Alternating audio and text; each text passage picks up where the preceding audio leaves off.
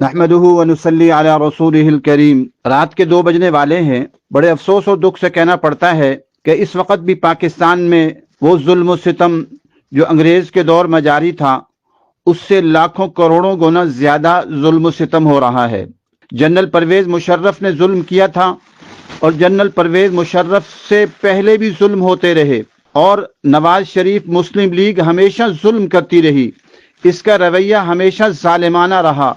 علماء کے خلاف، مجاہدین کے خلاف اور صحابہ کرام کی عظمت کے نعرے لگانے والوں کے خلاف، یہ سارے کے سارے صحابہ کرام کے خلاف جو بولنے والوں کے خلاف رہے۔ آج بھی انہوں نے ملک کے اہم شعبوں پر وزیر داخلہ کوئی ان کو سننے نہیں ملا، وزیر داخلہ انہوں نے جو ہے وہ شیعہ لگا دیا، اور اہم شعبوں پر اور اہم عہدوں پر شیعہ لگا دیے ہیں۔ حضرت ام حسان صاحبہ کو اور ان کے ساتھ جو معلمات ہیں ان کو گرفتار کیا گیا ہے، ان پر جھوٹے مقدمات بنائے گئے ہیں، اور یہ مقدمات جو بنائے جاتے ہیں اس کو لمبا کرنے کی کوشش کی جاتی ہے۔ لمبا اس طرح کرنے کی کوشش کی جاتی ہے کہ اس میں زیادہ لوگ شامل کر لو۔ جب زیادہ لوگ سارے گرفتار نہیں ہوں گے تو اس وقت تک مقدمہ چلے گا نہیں۔ جھوٹے مقدمے بہت سارے لوگ شامل کر لیے جاتے ہیں۔ ہمارے جو عدالتی نظام ہے یہ شیطانی نظام ہے، یہ کفار کا نظام ہے، یہ انگریزوں کا نظام ہے، یہ دجالی نظام ہے۔ یہ کیا ہی ایسے جاتا ہے کہ اس کو لمبا سے لمبا کیا جاتا ہے، لمبا سے لمبا کیا جاتا ہے۔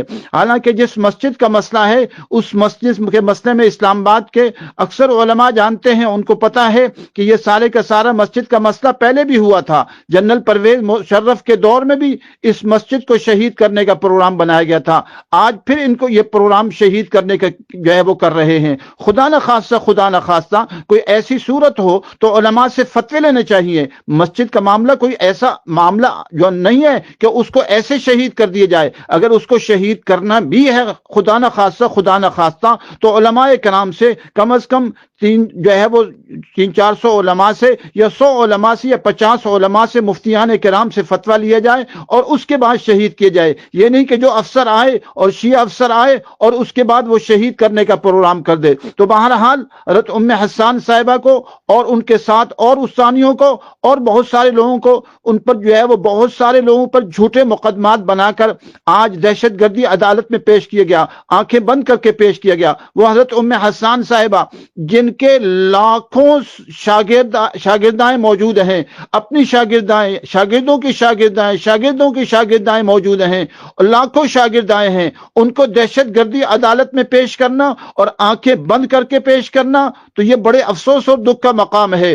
اس لیے میری گزارش ہے تمام علماء سے گزارش ہے پورے پاکستان میں کہ تحریک نفاذ قرآن و سنت کو شروع کیا جائے، اور انگریزی نظام کے خلاف، جیسے بنگلہ دیش میں وہ اپنے ایک نظام کے خلاف کھڑے ہوئے تھے، ہم انگریزی نظام کے خلاف کھڑے ہوں اور پورے ملک میں یہ تحریک چلائیں کہ ہم اپنے ملک کے اندر یہ عہد کریں اور اپنے ملک کے اندر ہر مسجد کے اندر ہر عالم یہ عہد لے کہ ہم انگریزی نظام میں اپنا نظام نہیں لے جائیں گے۔ اس لیے کہ یہ شیطان کی آنت کی طرح یہاں خود سکھائے جاتے ہیں کہ کیسے آپ نے مقدمہ بنانا ہے، کیسے جھوٹا مقدمہ بنانا ہے۔ جس کے پاس طاقت ہے، افسر ہے، فوجی افسر ہے، پولیس افسر ہے، دیگر افسران ہیں، وہ جھوٹے مقدمات بناتے ہیں۔ جس کے پاس پیسہ ہے، جس کے پاس دولت ہے، جس کے پاس عہدہ ہے، جس کے پاس سرداری ہے، سارے کے سارے جھوٹے مقدمات بناتے ہیں۔ اس لیے میری گزارش ہے پاکستان بھر کے علماء اور پوری دنیا کے علماء سے،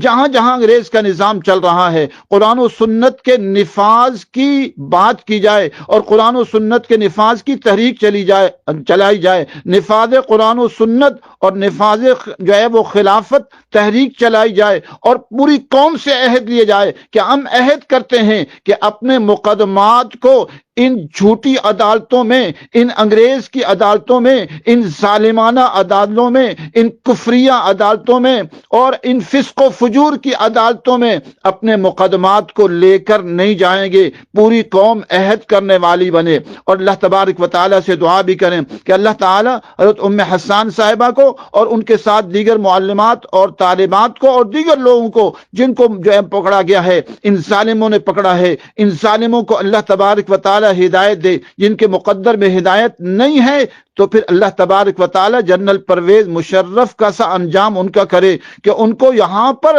جو ہے وہ کوئی پوچھنے والا بھی نہ ملے۔ اللہ تبارک و تعالی پوری دنیا میں اسلامی انقلاب اور خلافت کی بہاریں نصیب فرمائے۔ السلام علیکم ورحمۃ اللہ وبرکاتہ۔